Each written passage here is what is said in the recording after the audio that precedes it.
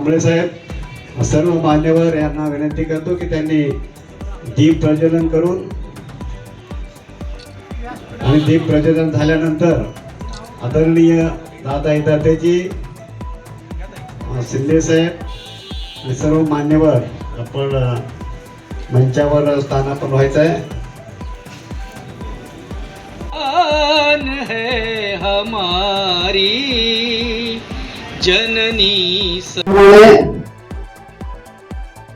व्यासपीठावरील सन्माननीय माननीय पद्मश्री दादासाहेब विधाते तसेच संत परिषदचे कांबळे साहेब, गोसावी साहेब, अनिल फडजी, चंद्रकांत शिंदेजी आणि उपस्थित गुणवंत विद्यार्थ्यांचे पालक आणि गुणवंत विद्यार्थी यांचं मी मनापासून हार्दिक स्वागत करतो.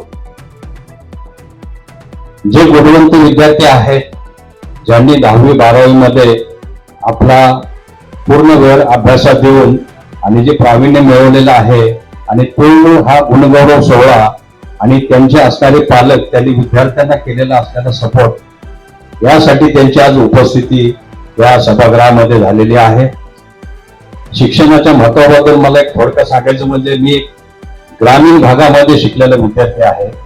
माझ्या गावापासून शाळा 5 किलोमीटर लांब असायची. त्यावेळेस गावी आम्ही पायी जायचो. मी रयत शिक्षण संस्थेचा विद्यार्थी आहे आणि संस्थेचं एक ब्रीद वाक्य होतं, कमवा आणि शिका. त्यावेळेस आमच्या गावाची शाळा पडलेली. आम्ही त्या दिवसभर गावातल्या शाळेत काम करायचो, गावातल्या त्या शाळेचे डागडुजी करायचो, तिथंच अभ्यास करायचो. आणि अशा परिस्थितीमध्ये आम्ही शिक्षण घेतलं आणि ते शिक्षण घेऊन परत आम्ही आमचे मिळणारे जे चांगले मार्क्स त्याच्यावर आम्ही पुण्या ठिकाणी शिक्षण घेतलं आणि महाराष्ट्र लोकसेवा आयोग या स्पर्धा परीक्षेतून आम्ही चांगल्या मेरिटमध्ये पास होऊन आम्ही अधिकार पदावर गेलो. हा थोडक्यात विद्यार्थी प्रवास आहे. आणि या महिन्यामध्ये मला एक दादासाहेबांनी एक पुस्तक दिलं, समरसतेचा वारकरी, आणि त्या पुस्तकामध्ये दादासाहेबांनी शिक्षणाचं महत्व आहे. शिक्षणाचं महत्व आणि दादासाहेबांनी शिक्षण घेण्यासाठी केलेले जे आर्थिक परिश्रम, कष्ट, मेहनत, म्हणून दादासाहेब शिक्षण क्षेत्रावर आणि जे भटक्याविमुक्त समाज आणि इतर समाजातील जे विद्यार्थी आहेत, ते गरजू आहेत, त्यांना शिक्षणाचं महत्व किती आहे त्याच्यासाठी दादासाहेबांनी त्यांचे वयाचे आता 78 वर्षापर्यंत प्रचंड कष्ट, मेहनत आणि अजूनही दादासाहेबांचा हा प्रवास या शैक्षणिक क्षेत्रामधील या भटक्यामुक्त विद्यार्थ्यांचा उत्कर्ष व्हावा, याच्यातले चांगले अधिकारी, चांगला वर्ग तयार व्हावा ही दादासाहेबांची इच्छा आहे. मी जमलेले जे पालक आहेत आणि त्यांचे जे गुणवंत विद्यार्थी आहेत की त्यांनी हे नशिबान विद्यार्थी आहेत, त्या मुंबई सारख्या महानगरामध्ये त्यांना शिक्षणाची सर्व सुखसुविधा अगदी चांगल्या पद्धतीने मिळत आहे. ग्रामीण भागातला विचार जर केला, पावसाळ्याच्या दिवसामध्ये विद्यार्थ्यांना त्या शाळेमध्ये जायचा रस्ता नाही, त्या शाळेमध्ये कुठलीही सुखसुविधा नाही, तरीही ग्रामीण भागातला विद्यार्थी मेरिट लिस्ट मध्ये हा तुम्हाला दिसतो. याचं कारण असं आहे की सध्या इलेक्ट्रॉनिक, सोशल मीडिया, स्मार्टफोन याचा प्रचंड वापर हा शहरी भागामध्ये जास्त आहे. ग्रामीण भागात विचार केला तो कमी आहे. जे विद्यार्थी आहेत, जे गुणवंत आहेत, त्यांनी हा विज्ञान, ही मोबाईल आहे, ही स्मार्टफोन आहे, याचा वापर कितपत करावा आणि जर निश्चित अभ्यासासाठी त्याची मदत घ्या. परंतु इतर तो आपला विरंगुळ आहे. काही विद्यार्थी 5-5 घंटे मोबाईल घेऊन बसतात. आई वडील आल्यानंतर मोबाईल घ्यायचा तसा तो खाली करतो आणि पुस्तक बाजूला ठेवायचं. आई कुठले काय करतो, काय नाही, पुस्तक वाचतो. ही स्वतःच्या आई वडिलांना फसवायचं नाही. ज्याला मेहनत, कष्ट आणि जिद्द आहे तो विद्यार्थी निश्चित चांगलं कार्य करेल आणि ते कार्य ह्या सर्वांनी आपल्याला पद्मश्री दादासाहेब विधाते साहेबांच्या रूपाने आपल्याला मंचावर दिसत आहे. आपण सर्वांनी तो वारसा घेऊन आणि आपल्या समाजामध्ये असेच दादासाहेबांसारखं नेतृत्व, दादासाहेबांसारखं जे देशाला लाभलेले नेतृत्व ते मिळावं ही मी आजच्या या गुणगौरव सोहळा निमित्त सर्वांना विनंती करतो आणि मी माझे दोन शब्द संपवतो. जय हिंद, जय महाराष्ट्र. मुलांचा सन्मान करण्यासाठी का गरजेचं आहे? कारण मुलांनाही असं वाटतं की आपण इतकी मेहनत केली आणि कुठेतरी आपलं त्याचं कौतुक व्हावं आणि ही त्यांचं स्टेज आहे. या संस्था केंद्र 11 वर्ष सतत या मुलांसाठी प्रोत्साहन देण्यासाठी, प्रेरणा देण्यासाठी सतत हा कार्यक्रम करत असतो.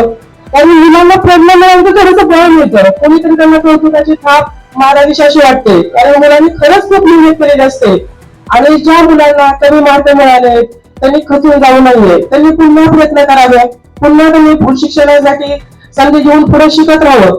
कारण एकमेव ह्या विश्वामध्ये सर्वस्व काय आहे तर ते शिक्षण आहे. शिक्षण हे वाघिणीचं दूध आहे. जर तुम्ही शिकलात तर तुम्ही अन्याय सहन करणार नाही, नाहीतर तुमच्यावर सतत अन्याय होत राहील. खूप अशा प्रत्येकाला जीवनामध्ये वेगवेगळा प्रसंग येत असतो. शिक्षण घेत असताना खूप अडचणी येत असतात. पालकांनाही मुलांसोबत संघर्ष करावा लागतो. मी पालकांचंही खूप कौतुक करते. तुमच्या संघर्षामध्ये ती एक पिढी पुढे जात आहे आणि शिक्षणाने तुमचंच ते नाव ती कमावणार आहे. त्यामुळे त्यांचं कधी तुम्ही शिक्षण थांबवू नका. कारण मी सुद्धा एका शेतकऱ्याची मुलगी आहे. काही कारणास्तव माझंही शिक्षण थांबलेलं. माझं लग्न शिकून पुन्हा माझं गॅप झालं, माझं लग्न झालं आणि लग्न झाल्याच्या नंतर 14 वर्षाच्या गॅप असून सुद्धा मी पुढचं शिक्षण घेतले. कारण मला माहिती शिक्षणाचं महत्व किती आहे. मी शिकले म्हणून माझ्या मुलांनाही शिकवलं आणि मला असं वाटतं की सर्व पालकांनी आपल्या मुलांना असंच पुढे शिकवत राहावं आणि त्यांच्याकडनं काही चुका झाल्या तर त्यांना प्रेमाने समजून सांगून त्यांच्या त्या चुका माफ करून त्यांना थोडंसं समंजसपणाने पुढे घेऊन जावं. कधी कधी थोडेसे मार्क पालकांच्या खूप मोठ्या अपेक्षा असतात की 90% मिळायला पाहिजे, 95%. काही मुलांना तर 85 मिळाले तरी सुद्धा पालक मला खुश असतात. पण तुम्ही पहिल्या मुलांना समजून घ्या. प्रत्येक वेळेस मुलांच्या पालकांच्या मनासारखं होणार नाही. मुलांना मोटिवेट पहिला आई वडील करतात, नंतर समाज करत असतो. तर तुम्ही त्यांना समजून घेऊन पुढे शिक्षणाची संधी द्या, एवढी मी इच्छा व्यक्त करते. आणि पुन्हा एकदा मुलांना खूप खूप धन्यवाद देते. पुढील वाटचालीसाठी शुभेच्छा. आणि सन्माननीय नरेंद्र मोदीजींचा तुमच्यावर प्रचंड प्रेम आहे. त्यांनी तुमच्यासाठी असलेले कित्येक योजना शिक्षणासाठी आणलेल्या मुलींसाठी. आज दादा जे बाबा आहेत, आम्ही सर्वजण बाबा म्हणतो, दादा यदातेजी 17 वर्षापासून हे कार्य तुमच्या हस्ते होत आहे. हे त्याबद्दल तुमचे मी खूप खूप अभिमान आणि तुमचं खूप आम्हाला सर्वांना, मी भटकी विमुक्त समाजातून येते. हा समाजात नाही तर सर्व समाजाचा जे पण कुटुंबातले लेख म्हणून, एक मुलगी म्हणून मी आहे आणि त्याचा मला फार अभिमान आहे की दादासारखे नेतृत्व आमच्या भटकी विमुक्त समाजाला मिळाले. आज या कार्यक्रमाला तुम्ही सर्व इतक्या प्रचंड उपस्थित मध्ये आहात आणि तुम्ही या देशाचं उज्ज्वल भविष्य आहात. आज मला सर्वप्रथम एकच बोलायचं आहे की आज युवा पिढी फार सोशल मीडियाच्या आधींमध्ये जात आहे. आज आपण इतका अभ्यास करतो, आज अभ्यास करून सर्वांनी चांगले मार्क आणले, पण हे 10वीच्या नंतर एक जीवनामध्ये टर्निंग पॉइंट येतो. आता 10वी पर्यंत आपण मोबाईल नसतील वापरले, पण 10वी नंतर आपण मोबाईल वापरतो आणि त्याच्यामध्ये खूप काही शिकण्यासारखं आहे, पण खूप काही वाईट गोष्टी सुद्धा आहेत. तर आपण कुठलीही चांगली गोष्ट कसं त्यातली घेता येईल तर त्याच्यावर भर टाकला पाहिजे. आज AI टेक्नॉलॉजी खूप पुढे गेलेली आहे, त्याच्या माध्यमातून आपण खूप चांगलं काही करू शकतो, चांगलं शिक्षण घेऊ शकतो. तर आता आपण बघितलं असेल येणाऱ्या काळामध्ये जेव्हा कोविड काळ होता त्यावेळेस पूर्ण शिक्षण डिजिटल पूर्ण फोनच्या माध्यमातून होतं. तर ते आपला एक फोन आहे त्याचा यूज आपण कसा करता येईल त्या तुम्ही त्याचा एक लिमिट ठेवा, एक वेळ ठेवा की मी इतक्या वेळेस हा फोन वापरला पाहिजे, याचा वापर मी कसा केला पाहिजे. शिक्षणापुरतं ठीक आहे, मनोरंजन म्हणून एक अर्धा तास तुम्ही बघू शकता, पण त्याच्यातून काही आज बघत असो ना आपण की तुमच्या इथे भरपूर प्रमाणात मला मुली दिसत आहेत ही खूप कौतुकाची गोष्ट आहे. आज आपल्या कित्येक मुली लव जिहादच्या प्रकरणामध्ये जात आहेत. त्याचं कारण स्वतः आपण सर्व आहे. त्याची अवेअरनेसची गरज ही पालकांना आहे की आपला लेकरू कुठे काय करतायत, किती वेळ सोशल मीडियावर कसं घालवत आहे. तर ते अवेअरनेस आपल्या पालकांमध्येही असलं पाहिजे. आज आपण खूप संघर्षातून इथपर्यंत आलो. 10वी पर्यंत शिकणं, आज शाळांची फीस इतके आहेत, इतके सर्व वाढल्यावरती तुम्ही सर्व इतकं पालकांनी एक्सपेन्सेस तुमची केले, तर मुलांनी पालकांना समजून घेतलं पाहिजे पालकांच्या मनात काय आणि आपली मर्जी कधीच पालकांनी मुलांवर थोपायची नाही. असं नाही, खूप क्षेत्रामध्ये आपण करिअर करू शकतो. खूप पालकांचं असं असतं की डॉक्टरच झाली पाहिजे, इंजिनियरच झाली पाहिजे, असं काही नाही. आज 5 स्टार हॉटेल मधले मोठे मोठे शेफला किती किती सॅलरी आहे. म्हणजे कशामध्ये आपल्याला जी आपलं इंटरेस्ट आहे त्या क्षेत्रामध्ये आपण पुढे गेलं पाहिजे, त्याच्यामध्ये चांगलं काम केलं पाहिजे आणि पालकांनी मुलांना समजलं पाहिजे आणि मुलांनीही पालकांना समजलं पाहिजे. कारण की ही दोघांमधली अंडरस्टँडिंग आपल्याला भविष्यामध्ये खूप कामी येणार आहे. कारण की हा जग हा खूप ओपन स्पेस आहे आणि इथे खूप चांगलं काही आहे पण वाईट गोष्टी पण खूप आहे. तर या सर्व गोष्टीमध्ये मुलांनाही असं काही वाटलं तर पालकांशी डिस्कशन केलं पाहिजे. कारण की त्यांचा जो अनुभव आहे हा तुमच्यापेक्षा जास्त आहे. त्यांनी तुम्हाला एक चांगलं जीवन दिलं तर त्यांनी तुम्ही बोलण्यामध्ये काय हरकत नाही. आजकालच्या पालक काय एवढे हे नाहीये, ते समजून घेऊ शकतात, आपल्या मुलांचा पण चांगला मार्ग काढू शकतात. आणि तुम्ही निश्चितपणे 10वी पास होणं आजच्या काळात, आमच्या काळामध्ये जेव्हा होतं 10वी मध्ये जेव्हा मुलगी असती खूप बर्डन असायचे, लेकरं असायचे, खूप अभ्यास असायचा, पण तुम्हाला असे खूप सारे बोनस मार्क्स पण आहेत. तर हे सर्व तुमचं भाग्य आहे इथपर्यंत तुम्ही आलं, पण तुम्हाला आणखी टफ पुढे अभ्यास खूप आहे. विद्यार्थिनी त्यांचं अभिनंदन. या विद्यार्थी गुणगौरव समारंभासाठी आपल्या व्यासपीठावर उपस्थित असलेले पद्मश्री दादा इदातेजी, या संस्थेचे अध्यक्ष तथा विमुक्त घुमंतू जनजाती विकास परिषदेचे अखिल भारतीय सहकार्य व सहदेवजी रसाळ, समता परिषदेचे कार्याध्यक्ष अशोकजी कांबळे साहेब, भाजपा भटकीमुक्त मोर्चा मुंबई विभागाचे अध्यक्ष चंद्रकांतजी शिंदे, भाजपा मुंबईच्या सदस्य रश्मिताई जाधव, सुदामजी शिंदे साहेब, गोसावी साहेब, खंड न पडू देता या ठिकाणी हा कार्यक्रम संपन्न होतो आणि 18 वर्ष आहे. आपण ज्यावेळेस एखादा कार्यक्रम करतो आणि मुंबईमध्ये साहजिकच आपण तिथे येतो, वाटतं की मुंबईमध्ये एवढी जागा, एवढी वस्तू प्रत्येकाच्या मनामध्ये, प्रत्येक कार्यकर्त्याच्या मनामध्ये येते की एकदम आपल्याला त्याचा अभिमान वाटतो आणि आनंद होतो. परंतु अशा वेळेस आता गिरगरजींनी काही नावं घेतले, परंतु आपण या प्रसंगी या वास्तूच्या उद्घाटनासाठी गोपीनाथरावजी मुंडे साहेब या ठिकाणी आले होते. तत्कालीन परिस्थिती पाहता या वास्तूसाठी एक प्रकारची गोयल, खरं तर रामभाऊ नाईक यांचं खूप मोठं सहकार्य जे या ठिकाणी आपल्याला भेटलेलं आहे. भाई गिरकरांचं खूप मोठं सहकार्य भेटल्यानंतर हा जो काही सभागृह आहे वरती त्यांच्या निधीतून या ठिकाणी सभागृह आलेला आहे. दादा त्यांच्या मार्गदर्शनाखाली अगदी तंतोतंत त्याचा पाठपुरावा घेतला आणि नेहमी त्यांचा उल्लेख होतो की कार्यकर्ता कसा असावा. आमचे मार्गदर्शक सहदेवजी रसाळ साहेब अत्यंत सगळ्या परिस्थितीतून पुढे येऊन त्यांनी वास्तवता केली आणि आज ते निरंतर सुद्धा. या ठिकाणी बालसंस्कार केंद्र, व्यायामशाळा आणि विविध सामाजिक संस्था आणि संघटनांचे केंद्रीय कार्यालय म्हणून सुद्धा ही वास्तू या ठिकाणी निरंतर आपल्या सर्वांची सेवा देत असते. एखादा कार्यक्रम सुरू करणं, एखादा कार्यक्रम काही दिवस चालवणं, एखादा कार्यक्रम काही महिने चालवणं आणि एखादा कार्यक्रम काही वर्षे निरंतर न खंड करता चालवणं, यासाठी निश्चितपणे सहदेवजी रसाळ साहेब असतील, गिरगरजी सावंत असतील आणि त्यांची सर्व टीम, या सर्वांचं मी खूप मनापासून त्यांचं अभिनंदन करतो. आपल्या सर्वांना पुन्हा एकदा मी शुभेच्छा देतो. धन्यवाद. आणि ज्यांचा सत्कार होणार आहे असे विद्यार्थी आणि त्यांचे पालक आणि संघटनेचे सर्व पदाधिकारी एका अतिशय चांगल्या कार्यक्रमामध्ये आपण सहभागी झालेलो आहोत. परंतु भरपूर वेळही झालेला आहे आणि आता विद्यार्थ्यांचं बहुधा धीर करायची सुटत जाईल की कधी मिळणार आम्हाला याचा आपला सत्कार, केव्हा होणार. त्यामुळे त्या सत्काराला लवकरात लवकर सुरुवात व्हावी म्हणून काही थोड्या मिनिटात मी माझं बोलणं आटोपतो. आपली जी संस्था आहे त्या संस्थेचा मोटो आहे शिक्षण, स्वावलंबन, सन्मान आणि सुरक्षा. भटके विमुक्त हा समाज डोळ्यासमोर ठेवून ही चतुसूत्री दिलेली आहे. पहिली गोष्ट म्हणजे शिक्षण घेतलं पाहिजे, स्वावलंबन आपल्याला करता आलं पाहिजे, त्याच्यातनं आपल्याला सन्मान कसा मिळतो या सगळ्या शिक्षणामुळे अशी चतुसूत्रे आपल्या समोर म्हणजे व्यासपीठावर बसलेली सगळे मान्यवर आहे. कष्ट केलेले आहेत, सगळ्या प्रकारच्या शिक्षणासाठी हालापेष्टा सोसलेले आहेत, खूप स्वावलंबन करावं लागेल ते केलेलं आहे. अशा तऱ्हेचा मोटो आपल्या समोर आहे ते जीवनामध्ये ज्यांनी साकार केलंय अशी मंडळी व्यासपीठावर आज बसलेली आहे.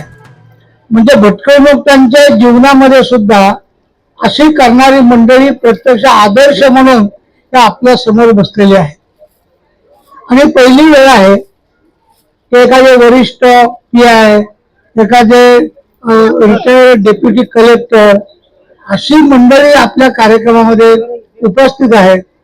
भाजप सारख्या पक्षाचे मुंबई महानगरातल्या विविध स्तरावर काम करणारे, अध्यक्ष असणारे अशा तऱ्हेची मंडळी आज इथे उपस्थित आहे. 18 वर्षापूर्वीचं चित्र थोडं वेगळं होतं. सुरुवातीला असा काही मोठा कार्यक्रम आम्ही करत नव्हतो ज्याला गुणगौरव म्हणतात, तर तो कार्यक्रम करत होतो.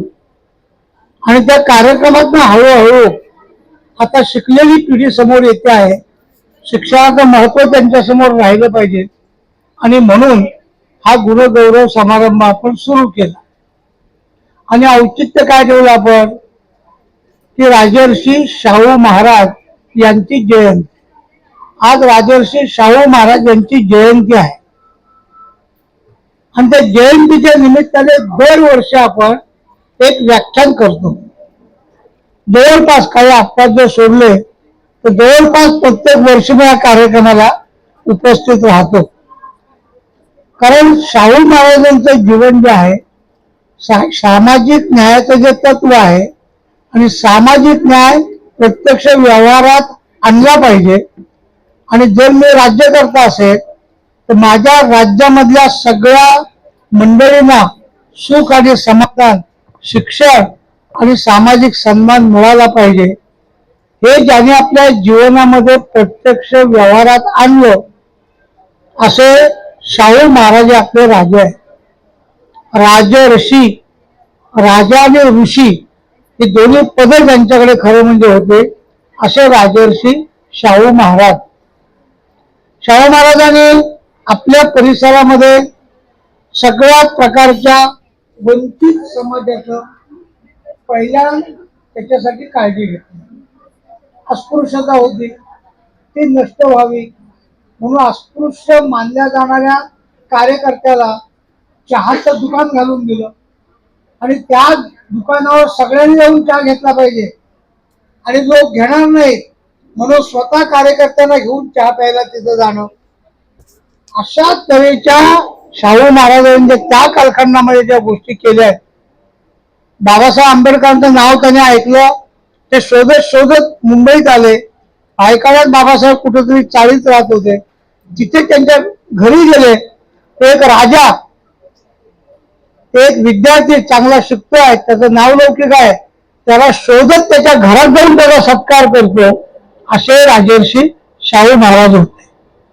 आणि पुढच्या कालखंडामध्ये एका दलित परिषदेच्या अध्यक्ष पदावरून त्यांनी घोषित केलं की याच्या पुढे दलितांसाठी माझ्यासारख्याच्या अध्यक्षपदाची गरज नाही, आता बाबासाहेब आंबेडकरच हे पुढचं काम करतील. त्यांच्या पाठीमागे ठामपणे उभे राहील. आपल्या फिरत असताना लक्षात आलं एक कोणची कुर्वा म्हणून एक समाज आहे मुंबईमध्ये, मोठ्या प्रमाणामध्ये तो आहे. त्याला फिरत असताना एक त्याला तरुण दिसला. त्याला विचारलं काय करतो हे? काही नाही. व्यायाम शाळेत जातोस का? नाही. काय नाही जात? काही माहित नाही कसं करायचं काय. आणि गेल्यावर म्हणजे असं कर, आजपासून तुझी व्यवस्था करतो. तू व्यायाम शाळेत जायचं, तिथे शिक्षण घ्यायचं, मी सगळी व्यवस्था लावून देतो. तुला जो खुराक लागेल त्याची मी व्यवस्था करतो, दूध वगैरे असं तुला देतो. एका भटक्या जमातीतला एक मुलगा, त्याला आपल्या जवळ केलं आणि त्याला सांगितलं शिक्षण घे. त्यांनी घेतलं शिक्षण. आता हे पण कदाचित विसरले असतील, तोही कदाचित विसरला असेल. तर एक दिवस पंजाबवरून एक पेहलवान आला आणि पेहलवानाने एक जाहीरपणे आव्हान केलं त्या जनतेला की ज्याची हिंमत असेल त्यांनी माझ्या बरोबर कुस्ती करावी. हा इतका मोठा पेहलवान आता काय करायचं. राजांच्या कानावर गेलं. अरे राजाला आठवलं की एका मुलाला आपण पूर्वी असं सांगितलेलं होतं की व्यायाम कर अमुक कर, बरीच वर्ष झाली. मग त्यांनी शोध घेतला तो कुठे आहे, त्याला बोलावलं आणि त्याला म्हणलं काय कसं काय. चांगलं आहे म्हणलं, सगळं व्यवस्थित तुमच्या कृपेने चाललंय, कुस्ती बिस्ती करतो काय म्हणलं हो. अरे तो एक आलाय पंजाबमधला कोण, त्याच्यावर कुस्ती करशील का. हो करेल म्हणलं. आणि त्यांच्या कुस्ती झाली आणि त्या पहलवानाला याने चारी मुंड्या चित केला. एका भटक्या जमातीतला मुलगा त्याला जवळ घेतला, त्याला इतकं सगळ्या प्रकारचं सहाय्य केलं की तो नंतर एक विजेता झाला. पारधी नावाचा एक समाज असतो आपल्याला माहिती, कदाचित काही जण असतील आज कार्यक्रमाला. तर गावामधले म्हणजे त्यांच्या राज्यामधले कोल्हापूर संस्थानामध्ये त्यांच्याकडे तक्रार आहे की पारधी समाज हा चोऱ्या करतो. म्हणजे असं मग त्यांनी बोलावलं सगळ्या पारधी समाजाला. का रे तुम्ही माझ्या संस्थानात राहता. म्हणजे हो. मी राजा आहे ना तुमचा. तो हो. तुम्ही चोऱ्या का करता. म्हणजे एकमेकांना बघायला लागले. ते म्हणजे साहेब काय करणार सांगा, आम्हाला कोण उभंच करत नाही, कोण काम करू देत नाही, कोण काम देत नाही, जगायचं कसं ते सांगा, म्हणून मी चोऱ्या करतो. ते म्हणजे ही पोटापाण्याची व्यवस्था आहे तर चोऱ्या बंद कराल. ते म्हणजे हे बंद करेल. त्यांनी बोलावलं त्यांना आणि राज्य प्रशासनातल्या मंडळींना बोलावलं आणि त्याने सांगितलं की याच्या पुढे आपल्या कोल्हापूरच्या संस्थानाची देखभाल करण्याचं, संरक्षण करण्याचं काम याच्या पुढे पारधी समाज करेल. पारधी समाज हा रक्षक झाला, त्या कोल्हापूरचा रक्षक झाला आणि मुळात चोऱ्या करण्यापैकी ह्याच्यातलीच बरीच मंडळी होती. तर तोही विषय संपला, संस्थानाची चोरी संपली आणि पारधी नावाच्या समाजावर जो कलंक होता तोही पुसता गेला. असा रयतेचा राजा. सामान्य माणसाला समोर ठेवून त्याचे प्रश्न लक्षात घेऊन त्यांना मदत करणारा आरक्षण, पहिलं आरक्षण 50% भारतामध्ये देणारा हा महापुरुष आहे. या आरक्षणामुळे आज अनेकांना अनेक प्रकारच्या सवलती मिळाल्या, त्यांनी शिक्षण घेतलं. परंतु ते आरक्षण पहिलं दिलं ते शाहू महाराजांनी. 50% आरक्षण आज सुद्धा करणं कठीण असतं लोकांना, पण त्यांनी केलं. आणि आरक्षण दिल्यानंतर मुलं शिकली पाहिजेत म्हणून शिक्षणासाठी त्यांनी प्रयत्न केले शाळेमध्ये आणण्याचे. आणि पुढे एक त्यांनी 1 रुपयाचा दंड लावला. जर कुठलं मूल शाळेत आलं नाही तर त्या पालकाला 1 रुपयाचा, त्या काळात मी सांगतोय, 1 रुपयाचा दंड त्याला लागेल. आणि त्या भीतीने सगळी मुलं शाळेत येऊ लागली. विकासाची कामं केली. राधानगरीचं धरण अजून आजही उभं आहे. सगळ्या पाण्याची व्यवस्था कोल्हापूरची त्यांनी केली. म्हणून त्यांना रयतेचा राजा म्हणतात.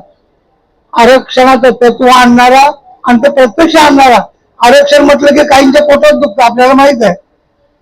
त्यावेळी मंडळी होती तर कोणीतरी टीका केली, असं कसं करता, आरक्षण म्हणजे मग बाकीच्यात अन्याय होतो, अमुक होतो. मग त्यांना कळलं असं कोण कोण म्हणतात. त्यांना त्यांनी बोलावून आणलं. त्यांची काम करण्याची पद्धत लक्षात घ्या. त्यांनी बोलावून आणलं. काय केलं त्याने, त्यांना बरोबर घेतलं आणि आपल्या घोड्याच्या पागेमध्ये आले. तिथून त्यांनी काय केलं होतं की त्या घोड्याच्या पागेमध्ये ते धष्टपुष्ट असे घोडे 1-2-3 सोडले होते आणि एकदम सर पातळ झालेले, त्याला ताकद नाही असे 2-4 घोडे त्याच्यामध्ये सोडले आणि चारा खायला घातला. सगळे सोडले म्हणजे धष्टपुष्ट होते ते ह्यांना पुढे येऊ देत आहेत. त्यांना त्यांनी ढकलून मारून पाडून ते सगळे त्यांनी खाल्लं. तेव्हा ते बरोबर आलेल्या मंडळीला म्हटलं, आरक्षण का पाहिजे कळलं तुम्हाला. ते म्हटले हो कळलं आम्हाला. असं ते तुम्ही काही बोलतात म्हणून नाही, त्याच्या मागे एक तत्व होतं त्यांचं. तिथे त्यावेळी त्यांच्या राज्यात एक प्रश्न घडला की त्याच्यामध्ये ते आंघोळीला जायचे. आंघोळीला गेल्यानंतर मंत्र म्हणणारे पुरोहित असायचा. तर एक दिवस देशातले एक विद्वान रास भागवत नावाचे ते महाराजांच्याकडे आले होते आणि ते सकाळी त्यांच्या बरोबर नदीवर गेले. त्या समोरचा ज्यावेळी मंत्र म्हणायला लागला तर त्यांना धक्का बसला. ते म्हणजे राजा आहे आणि राजांच्यासाठी आंघोळ करत असताना ऋग्वेदातले मंत्र म्हणावे लागतात आणि हा तर पुराणातले मंत्र म्हणतोय, हा पुराणोक्त म्हणतोय.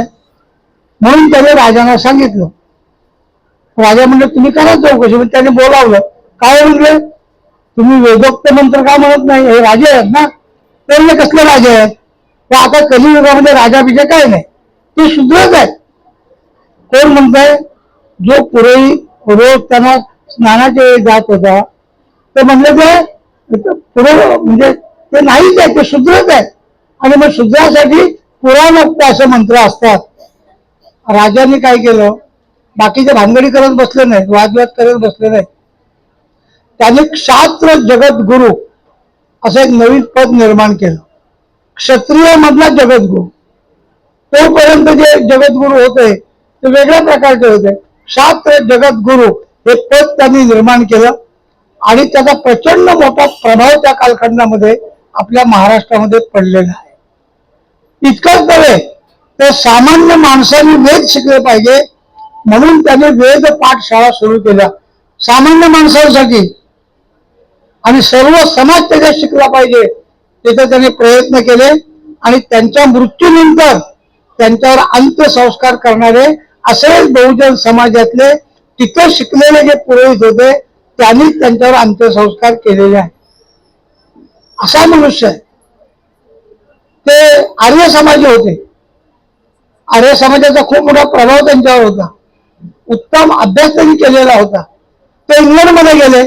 तेव्हा इंग्रजांचं राज्य होतं, हे सगळे मांडलिकच होते. त्यामुळे इंग्लंडमध्ये गेले तर त्यांचा सत्कार घडवला एका ठिकाणी. आणि सत्कार केल्यानंतर करताना जे भाषण ज्या कार्यकर्त्यांनी तिथल्या ज्यांनी कुणी केलं त्याने खरं म्हणजे इंग्रजीत भाषण करायला पाहिजे होतं, कारण हे इकडनं आले त्यांना इंग्रजी कळतंय. तर त्यांनी काय गंमत केली की त्यांनी लॅटिन भाषेमध्ये भाषण केलं. लॅटिन त्यांची जशी जुनी भाषा आहे ती लॅटिन भाषा आहे, तर लॅटिन भाषेमध्ये भाषण केलं. आता त्याला समजण्याचं काही कारण नव्हतं. हे विचारित नाही झाले, हे उभे राहिले आणि त्यांनी संस्कृत मध्ये भाषण केलं उत्तर दिलं. इंग्लंडमध्ये काय हिंमत असेल तुम्ही पहा. तर असा एक राजा आपल्या महाराष्ट्रात होऊन गेला ज्याच्यामुळे आज सामाजिक समतेसाठी आणि समरसतेसाठी एक प्रचंड वातावरण निर्माण झालं. राज्य करतात प्रजा आपली असं म्हणून जे वर्तन करतो ते वर्तन करणारे शाहू महाराज यांनी ज्या शिक्षणाच्या व्यवस्था केल्या, डेक्कन एज्युकेशन सोसायटी जी पुण्यात झाली, लोकमान्य टिळकांनी त्यांना बोलावून घेतलं, त्यांना त्याचं अध्यक्ष केलं. आजही वंश परंपरेने त्यांचा वंश जो आहे तो त्या अध्यक्ष पदावर असतो. असे शाहू महाराज. मी थोडक्यात वेळ सगळी लक्षात घेऊन आणि पुढे सगळ्यांचा सत्कार व्हायचा आहे आणि सत्कार झाल्यानंतर सगळेच उठून जातील असे संयोजकांना बहुतेक भीती वाटल्यामुळे मला अगोदर बोलायला सांगितलं असं दिसत आहे. त्यामुळे मी सगळ्यांना शुभेच्छा देतो. आणि मुलांनी कसं करावं 2-4 वक्त्यांनी अतिशय उत्तम सूचना केलेल्या आहे. कुठलंही भाषण कधी ऐकायचं सोडून द्यायचं नाही. कुठलंही भाषण आपण ऐकलं तर त्या भाषणामधलं आपण काय करू शकतो असं आपण आत्मचिंतन करायला जर लागलो तर आपल्या जीवनामध्ये परिवर्तन येतं. मी सर्वांना शुभेच्छा देतो. एवढ्या मोठ्या संख्येने आपण इथं आलात, ज्यांच्यामुळे आलात असे जे सहदेव आपले रसाळ आहे त्या सहदेव रसाळ यांच्या प्रचंड परिश्रमामुळे ही वास्तू उभी राहिली.